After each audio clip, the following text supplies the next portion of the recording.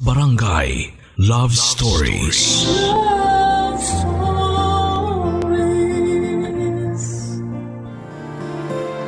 Dapat ang bawat hakbang ay pinag-aaralan. Dapat pinaplano para maging maayos ang pag-usad sa buhay. Subalit ang bawat hakbang ay hindi madalas maganda ang dadaanan. Minsan malubak, minsan maputik. Ikaw kabarangay, ano ang pinakamahirap na naging hakbang mo para sa buhay? Dear Papa Dudut, magandang araw po sa inyo at sa lahat ng inyong mga tagapakinig. Ako po si Angie, 25 years old na sa ngayon. Ang ikakwento ko po ay tungkol sa aking best friend na si Charlie na ngayon ay nasa 30 years old na. Bata pa po ako ay magkaibigan na kami dahil magkapitbahay lamang kami noon. Noong nag-high school na kami ay saka sila lumipat ng bahay. Pero iisa pa din ang eskwelahan namin. Ang kwento po ay nangyari noong 1 taon lamang. Bukod po sa mag-best friend kami ni Charlie ay magkasama din po kami sa trabaho namin na isang events company. Kami po ang nag-aayos at nagpaplano ng kung anumang event ang gusto ng kliyente. Madami po kaming hawak gaya ng concert at iba pang mga shows, pati na rin po ang wedding at mga birthday ay kasama po sa mga kliyente ng pinagtatrabahuhan namin. Marami po kami sa kumpanya at isa nga po sa mga kasama namin ay si Sheena. Si Sheena po ang naging girlfriend ni Charlie, magkaedad lamang po sila. Masaya po silang dalawa pero 2 taon ang nakakalipas habang magkarelasyon sila ay naaksidente si Charlie at naapektuhan ang kanyang likod na siyang naging dahilan ng pagkakalumpo niya. Sinabi naman ng doktor na pwede pa namang makalakad muli si Charlie pero matatagalan. At kung kailan ay walang makapagsasabi, Papa Dudut. Pero kahit po nalumpo si Charlie ay naging masaya pa naman din po sila ni Sheena, Papa Dudut.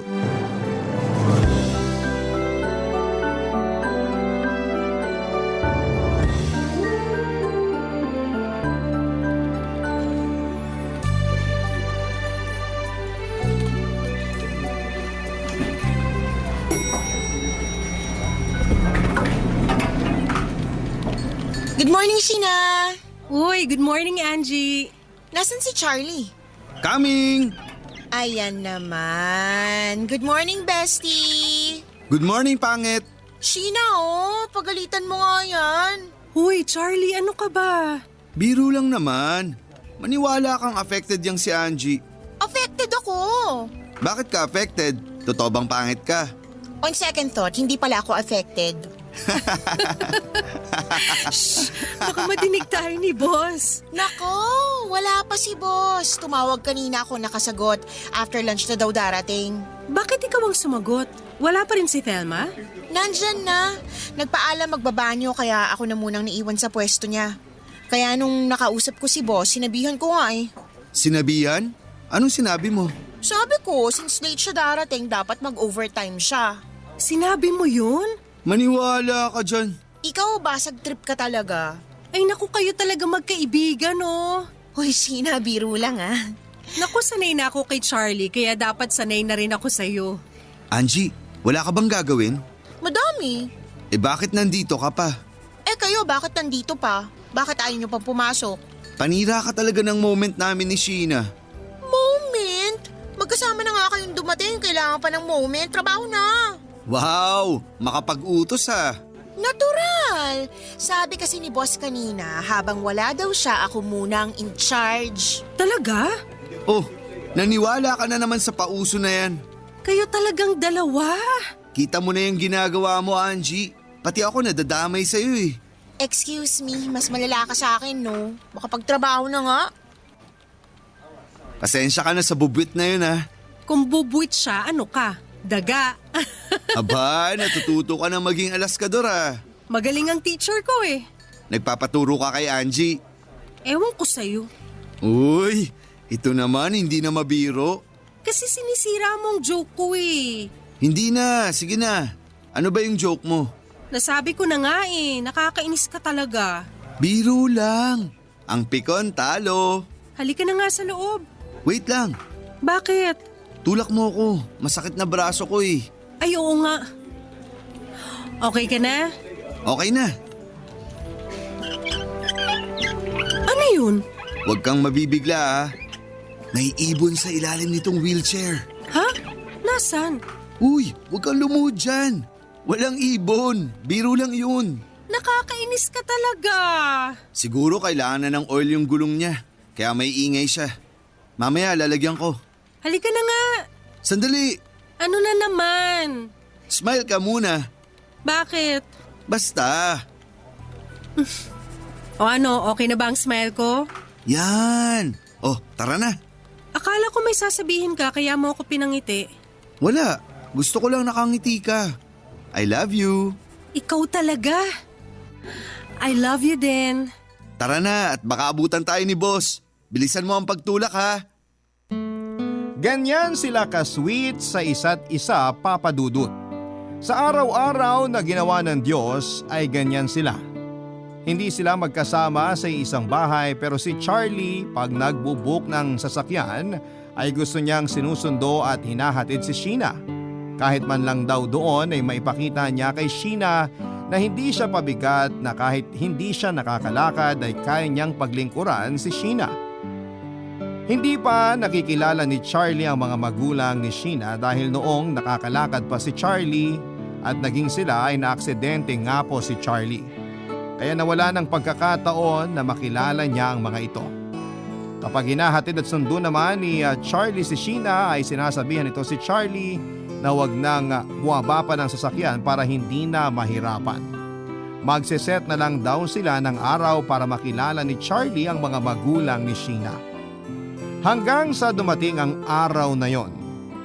Inimbita ni Charlie ang mga magulang ni Sheena para mag-dinner sa bahay niya. Siyempre tumulong ako sa pagluluto. Matapos ang paghahanda ay nagpaalam na ako.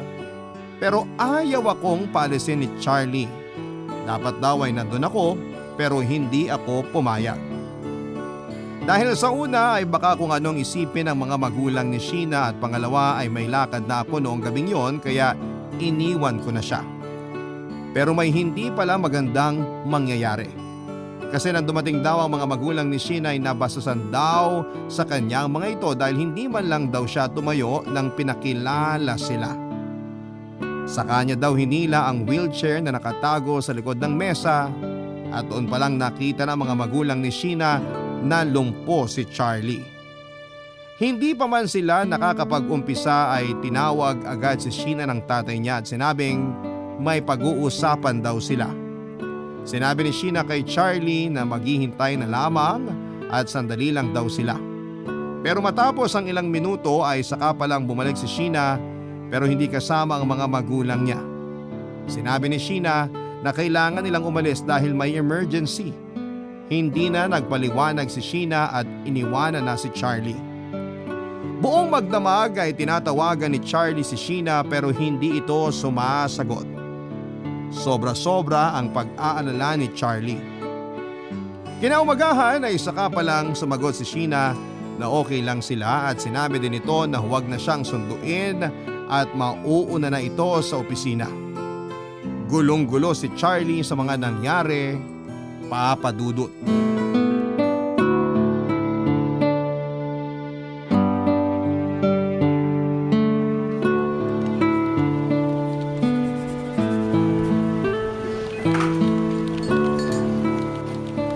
Ano?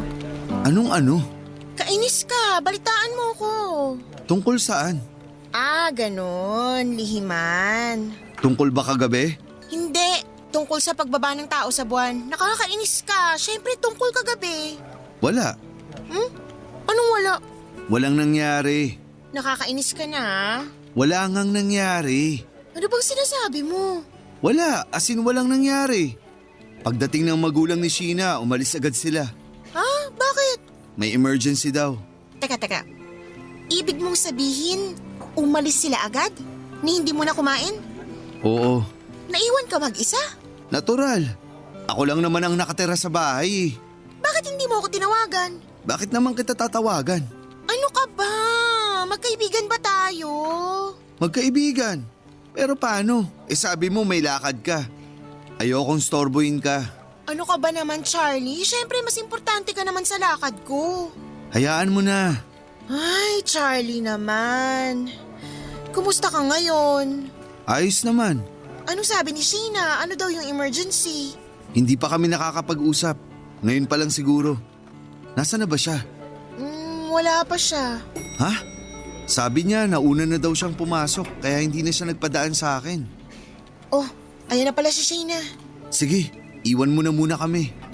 Mag-uusap lang kami. Mabuti pa nga. Sige. Sheena! Ano? Anong ano?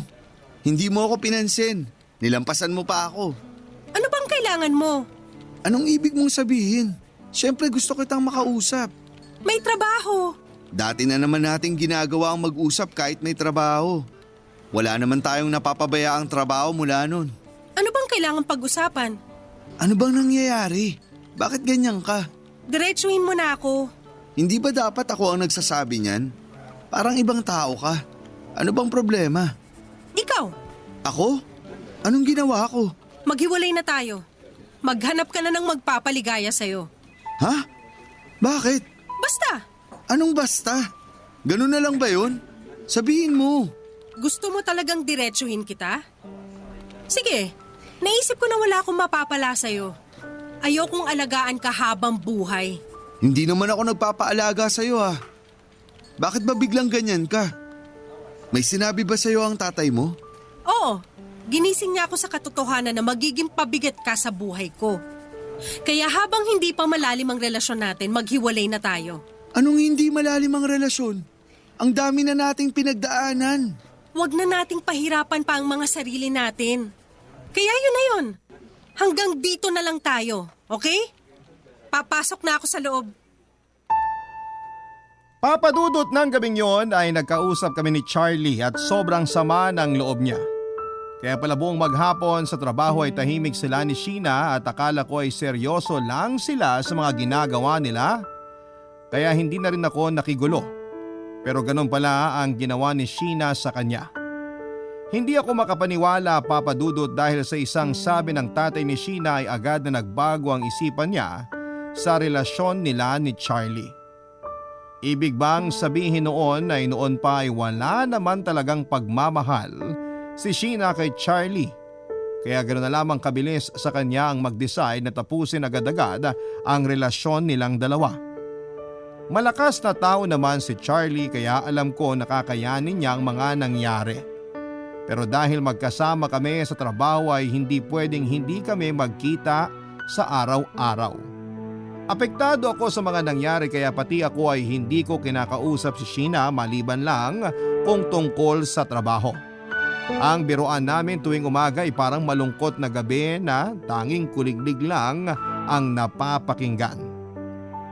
Para may kasama si Charlie, papasok ng opisina ay ako na ang sumusundo sa kanya. Kahit patawanin ko siya ng patawanin pagpapasok ng opisina, syempre pagdating pa din doon ay sasampalin pa din ng lungkot si Charlie dahil makikita niya si Sheena, Papadudot.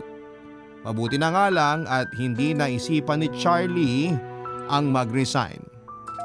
Pero hindi nagtagal ay nalaman ko din ang kadahilanan. Kaya hindi niya naisip na mag-resign noon, Papadudot. Barangay Love Stories. Barangay Love Stories. Papadudot, kumukuha lang pala ng pagkakataon si Charlie para makausap muli si Sheena tungkol sa kanilang dalawa. Isang beses ay nagkasabay sila sa pantry na silang dalawa lamang. Atrasan na si Sheena pero sinabi ni Charlie na paalis na siya. Kaya pumasok na si Sheena. Pero hindi pa nakakarating sa pinto ay biglang bumalik si Charlie, Papadudot. Hindi na niya matiis ang kinikimkim. Gusto niyang kausapin si Sheena kaya ginawa na niya. Bumalik siya para kausapin ito, Papadudot, at tinanong uli ni Charlie si Sheena kung pwedeng maging sila. Ang sinagot ni Sheena ay pakikuha daw siya ng tasa sa cabinet. Pero alam naman ni Sheena na mataas ang pinaglalagyan ng mga cup at hindi ito kayang abutin ni Charlie, Papa Dudut. Doon na sinabi ni Sheena na sabihin na daw niya na hindi magiging pabigat si Charlie sa kanya. Pero hindi naman maibigay ni Charlie kahit simpleng pangangailangan niya. Bagamat napahiya si Charlie ay hindi ito sumuko at sinabing mahal na mahal pa din niya si Sheena. Doon na nagtaas ng boses si Sheena. Sinabing layuan na siya at wag nang guluhin pa. Sa sobrang lakas ng boses niya ay nadinig ito ng mga kasama namin sa aming work area. Paglabas ni Sheena sa pantry ay nakatingin ang lahat at walang nakakibo at natahimik ang lahat, Papa Dudut. Ako lamang ang naglakas loob na pasukin si Charlie sa pantry na nakita ko naman na lumuluhan ang mga sandaling yon, Papa Dudut.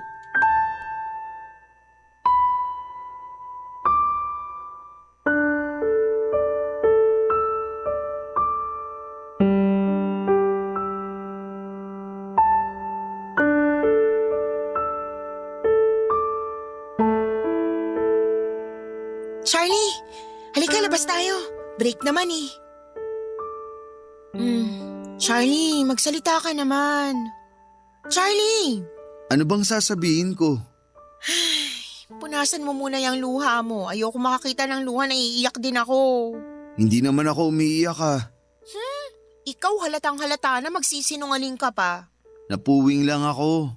Ang luma ng dahilan mo hindi na ginagamit ng millennials yan. Bakit ba iniisip mong umiyak ako? Okay lang naman ako. Unang-una, umiiyak ka. Tapos, pangalawa, hindi ka okay dahil dinig na dinig ng lahat ang mga sinabi sa'yo ni Sheena.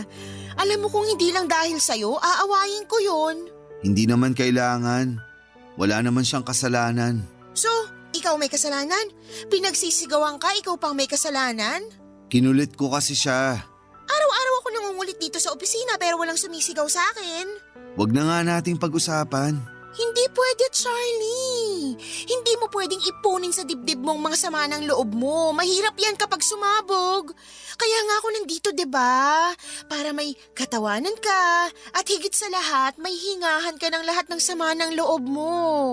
Ang dami mo namang sinabi. Ano yan? Nagjo-joke ka na ba o nabubuisit ka sa akin? Sige lang, mainis ka sa akin. Ilabas mo yung galit mo at wag mong pigilin. Bakit ba gusto mo ako magalit? Kasi nga masama yung nagkikimkim ng galit. Bakit? Baka maging kriminal ako? Wala pa ata akong nabalita ang kriminal na lumpo na nangahabol ng saksak. Ano? Natatawa ka ba? Hindi Natatawa ka eh. Hindi nga. Natatawa ka. Kita mo na? Akala ko ba ako ang pinapatawa mo? Bakit ikaw ang natatawa? Sorry. Ikaw kasi paano ka manghahabol ng saksak? Yun na nga. Kaya tigilan mo yung iniisip mo. Kasi okay lang ako. Kung ayaw ni Sheena sa'yo, it's her loss. Tsaka, bakit ka ba magmumukmuk? Ang dami naman dyan na para sa'yo talaga. Ayoko munang isipin yan. Hindi madaling maghanap agad ng iba. Hindi ko naman sinabing agad-agad. Anong point mo? Ang point ko, hindi ka dapat masyadong magpa-apekto sa ginawa niya sa'yo. Teka nga pala, hindi mo pa nakukwento sa akin kung anong dahilan niya at bigla ka na lang niyang iniwan. Mahabang storya. Patapos na ang break natin. 30 minutes ang break, wala pa tayong 10 minuto dito. Hindi naman siguro kukulangin ng 20 minutes. Menos mo na lang ang 5 minutes para pabalik natin sa loob. Ano bang nakain mo at ang dami mong sinasabi? Hindi ako ang issue, kaya sabihin mo na. Ayaw sa akin ng tatay niya. Tapos? Yun na yun. Ano ba yung kwento mo? Hindi man lang natapos ang 1 minuto. Yun na nga kasi yun. Ikwento mo ng detalyado. Ayaw ka dahil… Lumpo ako. Yun lang? Tapos, sumang-ayon si Sheena doon? Hindi ka man lang pinaglaban? Tama naman kasi ang tatay niya. Ano bang pakialam ng tatay niya sa relasyon niyo? Siya ba yung pakakasalan? Iniisip lang niya ang anak niya. So, pinagtatanggol mo yung tatay niya. Ibig sabihin pati sarili mo iniwan mo na din. Hindi naman. Sinasabi ko lang yung totoo. Pero hindi pa din naman ako nawawalan ng pag-asa. Sabi ng doktor, may chance na makalakad uli ako. tapos babalikan mo si Sheena? Matapos ang ginawa niya sa'yo? Mahal ko siya eh. Bahala ka nga. 15 minutes na halika na sa itaas. Galit ka ba? Buhay mo yan, desisyon mo. Tara na. Alam ni Charlie, Papa Dudut, na naiinis ako sa desisyon niya. Kaya buong araw niya din naman akong sinusuyo.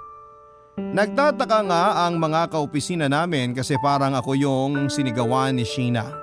Kasi ako ang tahimik at mas active pa si Charlie kesa sa akin.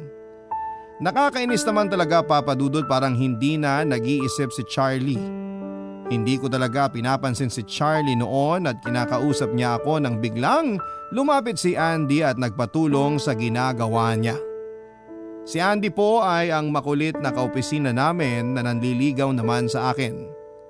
Ayoko sa kanya pero para lang makaiwas ako kay Charlie ay sumama ako at tinulungan ko siya. Isinantabi ko muna ang inis kay Andy at iniwan nga si Charlie. Gusto kong matauhan si Charlie sa baluktot na pag-iisip niya. Pero syempre hindi ko pa din natiis kasi kailangan ko siyang sabayan pag-uwi kasi nga ako ang maghahatid sa kanya, Papa Dudut.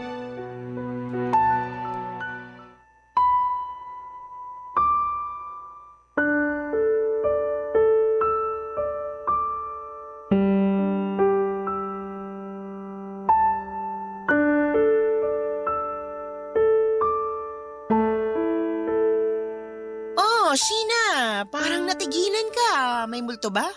Anong sinasabi mo? Huwag ka nang maghanap, wala si Charlie, nasa taas na siya. Ano naman ang paki ko? Sinong hinahanap mo at halos matalo mong giraffe sa haba ng leeg mo? Pinagsasasabi mo. Makaakyat na nga. Sandali, hindi pa tayo nag-uusap. Ano naman ang pag-uusapan natin? Huwag kang magmaang-maangan. Alam mo hindi kita maintindihan. Hindi maintindihan? O ayaw intindihin? Bahala ka sa buhay mo. Bakit mo ginawa yun kay Charlie? Gusto mo bang pag-usapan yan? Sige, pero matapos tong usapang to, mananahimik na tayo pare-pareho ha. Ano ngang dahilan? Sus! Sigurado namang alam mo na. Gusto kong sa'yo manggaling. O siya, masyadong tumatagal ang usapan eh. Ayoko sa kanya kasi wala siyang kapasidad para kumilos gaya ng isang totoong lalaki. Hindi niya na maibibigay ang mga gusto ko at pahihirapan niya pa ako ng kaaalaga. Nagtataka ako at bigla-bigla mong naisip yan. Samantalang nung araw bago kayo naghiwalay, iba kang tao ah. Anong ibang taong sinasabi mo dyan? Inutusan ka lang para hiwalayan siya. Sino nag-utos sa'yo? Walang nag-utos sa akin.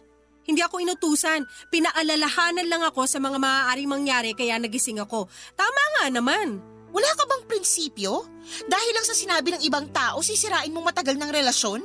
Hindi ibang tao ang tatay ko, no? So, tatay mong nag-utos. Huwag mo nga idamay ang tatay ko. Bakit hindi? Di ba sa kanya naman nagsimula ang isyong to? Hindi niya ako pinilit. Sarili kong desisyon ang pagsunod sa kanya. Sarili mong desisyon pero sinunod mo siya. Huwag mo nga ako lituhin. Hindi ka naman dapat nalilito. Mahal ka ni Charlie. Bakit bigla mo nalang itinapon yun? Alam mo, uulitin na naman natin sa umpisa. Hindi matatapos ang usapang to. Minahal mo ba si Charlie? Ha? Nadinig mo naman ang tanong ko kaya huwag kang magbingi-bingihan. Ewan? Anong ewan? Ewan, hindi ko alam. Hindi mo alam ang ano. Hindi ko alam kung minahal ko nga ba si Charlie. Pero ang saya-saya nyo, anong nangyari? Alam mo, malalaman mo ang ibig kong sabihin pag nagka-boyfriend ka na. Hindi ko kailangan magka-boyfriend para alamin ang ibig mong sabihin. Dahil nandiyan ka naman para sabihin ang diretso yun. Kaya tinatanong ko ulit, minahal mo ba si Charlie? Bakit ka ba nakikialam? Kaibigan ko si Charlie. Kaibigan? Lang? Anong sinasabi mo dyan? Bakit hindi ikaw ang umamin ngayon? Ano nga aminin ko? Na kaya ganyan ka-defensive kay Charlie kasi may gusto ka sa kanya. Tigilan mo nga yung kahibangan mo. Kung masyado kang concerned sa kanya, edi kayong dalawa magsama. Good luck na lang sa inyo. Aakit na ako. Sana sumunod ka sa usapan na huwag mo na akong tanungin tungkol sa amin ni Charlie. O mas mabuti kung huwag mo na lang akong pansinin kahit kailan. Tapos na ang usapang to. Matapos ang komprontasyon na yon, ay hindi ko alam, Papa Dudut, kung bakit parang may tumapik sa akin para mapahiya sa mga sinabi ni Sheena. Bakit ako naapektuhan sa mga sinabi niya? Hindi ko na lamang siya pinansin at para kaming mga multo sa opisina, pero ang maayos naman sa amin ay mga profesional kami pare-pareho. Dahil hindi nadadamay ang mga trabaho namin kahit pa may mga alitan kaming personal. Nagtagal ng ganon ang sitwasyon hanggang isang araw pagkatapos ng isang event ay nagkaroon ng isang party ang opisina. Normal lamang ito sa tuwing matatapos namin ang isang malaking event. Nasa isang bar kami, masaya ang lahat maliban sa amin ni Charlie na parang may pumipigil para sumaya kami. Well, sa totoo naman ay meron nga. At yan ay ang presensya ni Sheena. Kayang ginagawa ko na lamang ay pinipilit kong alisin ang atensyon ko kay Sheena at niyayaya si Charlie para makihalubilo sa iba naming mga kasamahan. Makalipas nga ang ilang oras, ewan kay Charlie at kung ano naman ang mga nasa isipan niya. Nilapitan niya na naman si Sheena at tinangkang kausapin. Pero wala pa siyang masyadong nasasabi ay biglang may dumating. Bisita pala ni Sheena. Nagulat ang lahat nang bigla silang maghalikan at saka pinakilala na boyfriend niya daw. Kahit nagsasalita si Sheena ay hindi ako nakatingin sa kanya, kundi kay Charlie. Kitang-kita ko ang sakit na nararamdaman ni Charlie. Barangay Love Stories. Barangay Love Stories. Matapos ipakilala ni Sheena ang boyfriend ay nagpaalam silang aalis. Parang basahang iniwan ni Sheena si Charlie kasama ang lalaking yon. Kaibigan lahat ni Charlie ang mga kasamahan namin at wala siyang naging problema kanino man sa kanila. Kaya naman sobrang apektado din ang lahat sa nararamdaman ni Charlie. Lahat naglapitan kay Charlie at pilit na pinapatibay ang loob niya. Nung una ay puro seryosong pakikiramay pa dahil sa sitwasyon ang sinasabi ng lahat. Hanggang sa si Charlie na mismo ang unang nagbiro dahil ayaw niyang masira ang gabing yon dahil lamang sa kanya. Kaya naging masaya na din ang lahat, Papa Dudut. Nagtawanan na lamang kami ng nagtawanan. Hanggang isa sa mga kasama namin ang nagbiro na kesyo maghanap na lang ng iba si Charlie dahil nga ang daming babae sa paligid at ako ang ginawa nilang example. May mga tumawa, may mga nanukso. Ewan kung namula ba ako ng gabing yon dahil sa hiya. Papa Dudut, ayun na naman yung pakiramdam na yon. Bakit ba ako naaapektuhan?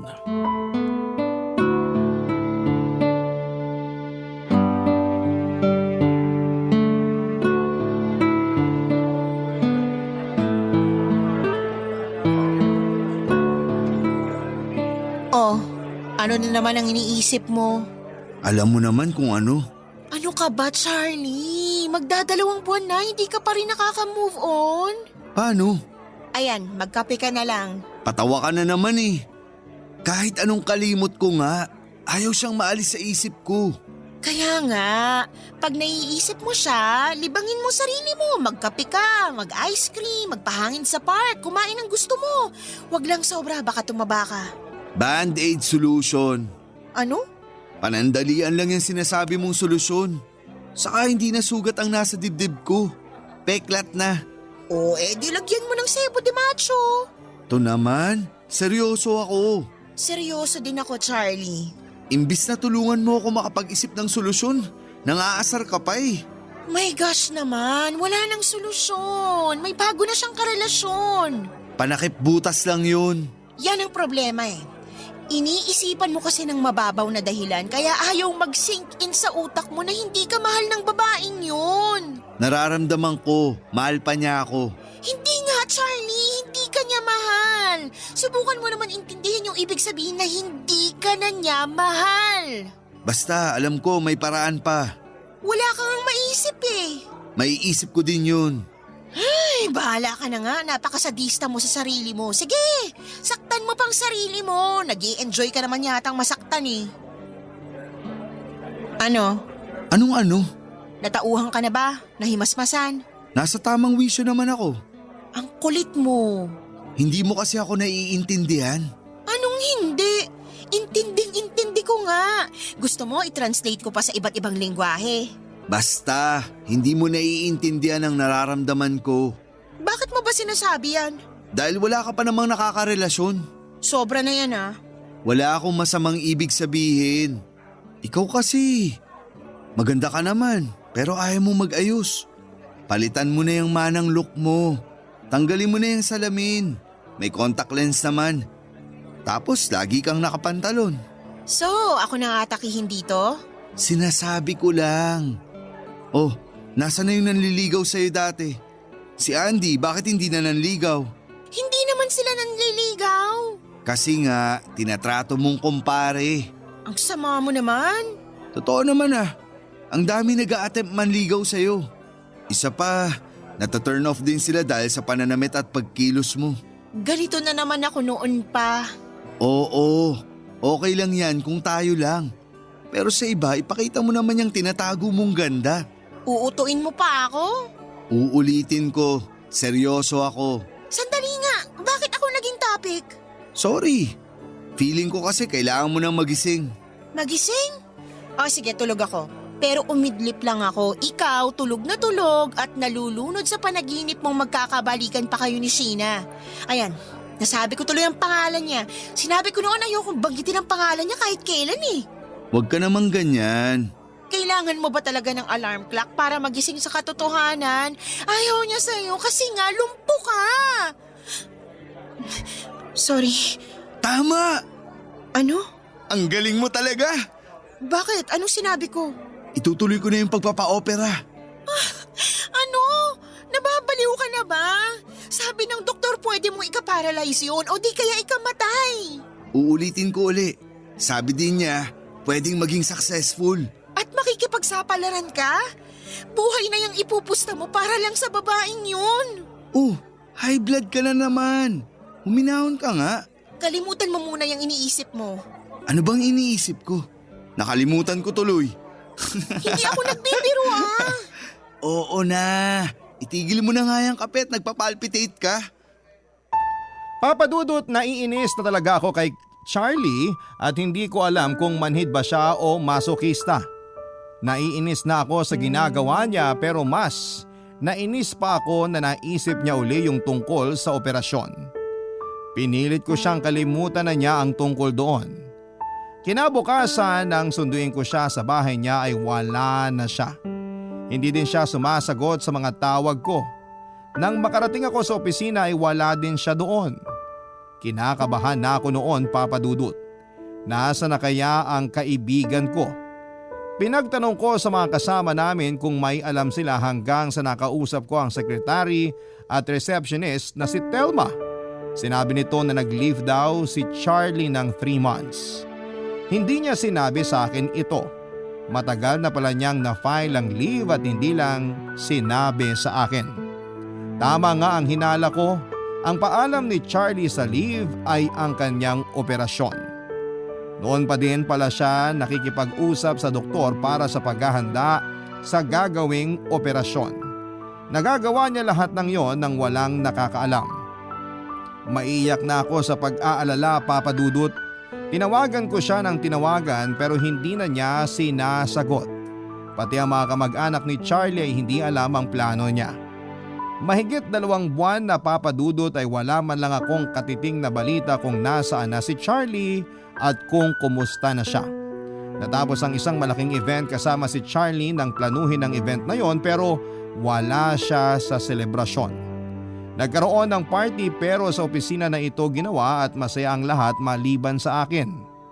Kasi hindi naman ako makakapagsaya kung wala pa din akong alam kung ano ang nangyayari kay Charlie. Sa gitna ng ingay ay may biglang sumigaw. Pangalan ni Charlie ang isinisigaw. Papa Dudut, dumating po si Charlie. Pero naka-wheelchair pa din siya. Binati siya ng mga kaopisina namin. Ako ay hindi lumapit dahil naiinis ako sa kanya. Si Sheena naman ay nakatingin lamang at napapailing. Alam ko ang iniisip niya na wala ng pag-asa si Charlie. Kung pwede ko lang talagang sabunutan yon, Papa Dudut, baka nakalbo ko na yon ng mga oras na yon.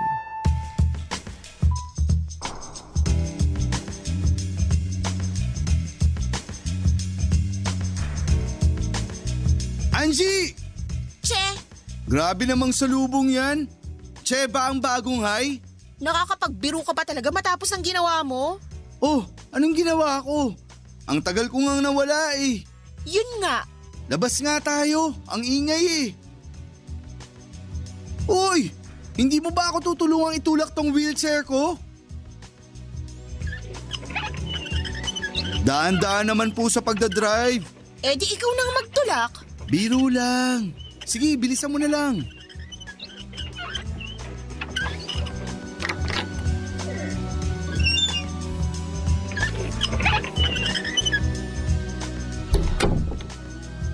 Ano ba yon?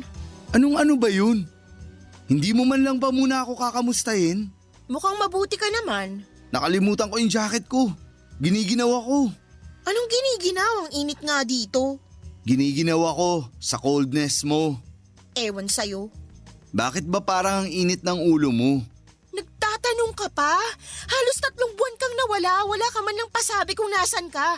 Tapos magtataka ka kung bakit ako galit?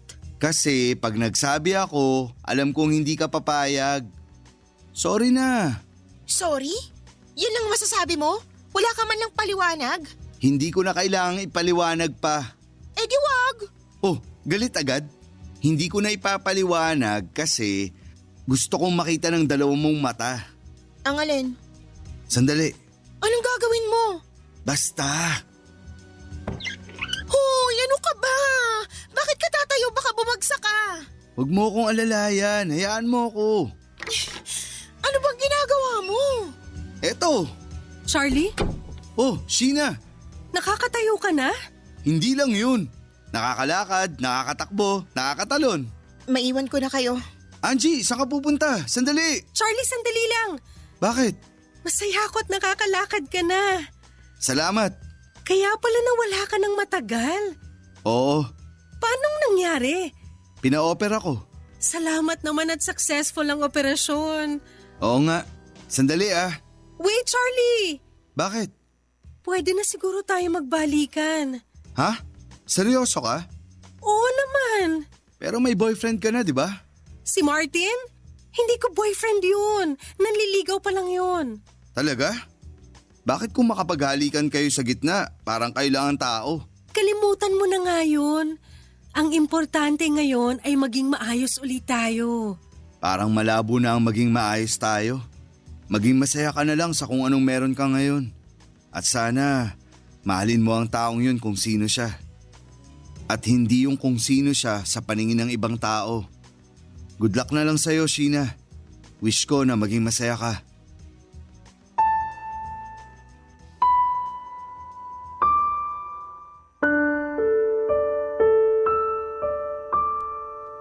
Papadudot, hinabol ako ni Charlie at iniwan niya si Sheena na parang naninigas sa kinakatayuan niya. Papadudot, na pahinto ako sa paghabol ni Charlie sa akin at aarte pa sana ako at magpapahabol kasi natuwa ako na nakakatakbo na si Charlie. Kaso naisip ko na baka mabinat siya at hindi pa masyadong magaling ang operasyon. Kaya don't get me wrong ha, Papadudot. Hindi ako nagpahabol na parang ang haba ng buhok ko pero natuwa talaga ako. At 2 recovery ang na-achieve ni Charlie. Ang emotional at physical recovery. Papadudot, itutuloy ko na po ang eksena doon sa office. Hinabol nga po ako ni Charlie, bigla niya akong niyakap at habang yakap-yakap niya ako, sinabi niya na mahal niya daw ako. At hindi na papakawalan pa. Una, naguluhan ako sa mga sinabi niya, sa kanya uli inamin na na-realize niya na ako pala ang mahal niya noon pa. Papadudod, sa totoo lang ay mahal na mahal ko din si Charlie pero sinasarili ko na lamang yon dahil ayaw kong masira ang pagkakaibigan namin. Pero doon din pala ang bagsak namin. Masaya kami ni Charlie hanggang sa ngayon, Papadudot. Marami na kaming plano at isa pa po ay sinunod ko na rin ang payo ni Charlie na tapusin na ang manang look ko.